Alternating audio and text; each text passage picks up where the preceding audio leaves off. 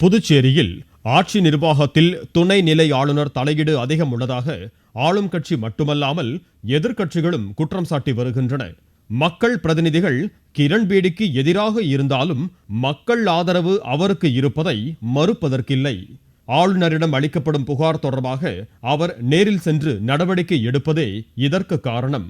அண்மையில் உச்சநீதிமன்ற உத்தரவுப்படி தனியார் மருத்துவக் கல்லூரிகளில் இருந்து அரசுக்கு ஒதுக்கப்பட்ட 159 முதுநிலை மருத்துவ படிப்புக்கான இடங்களில் 88 இடங்களை மட்டும் நிரப்பிய சென்டாக் அதிகாரிகள் 71 இடங்களை தனியாரிடமே அளித்ததாக கூறப்படுகிறது.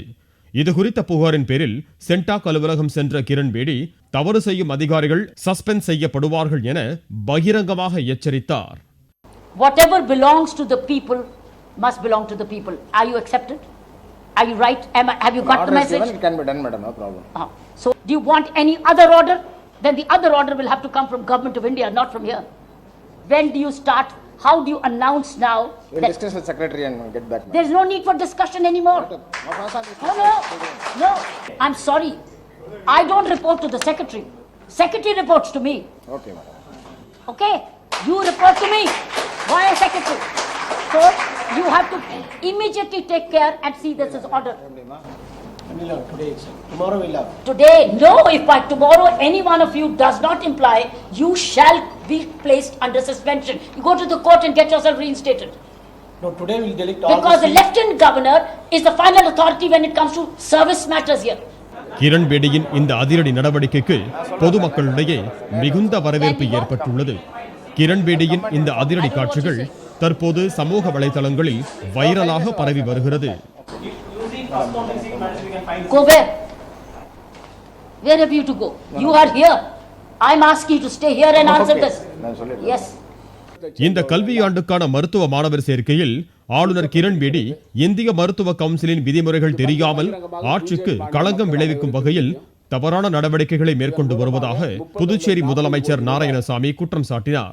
உண்மைக்கு புறமான வாக்குறுதிகளை கொடுத்து மாணவர்களை தவறாக வழிநடத்தி வருவதாக கிரண்பேடி மீது குற்றம் சாட்டிய நாராயணசாமி ஆளுநரின் பதவிக்கு மரியாதை கொடுத்து இதனால் வரை அவரை பற்றி பேசாமல் இருந்ததாக குறிப்பிட்டார்.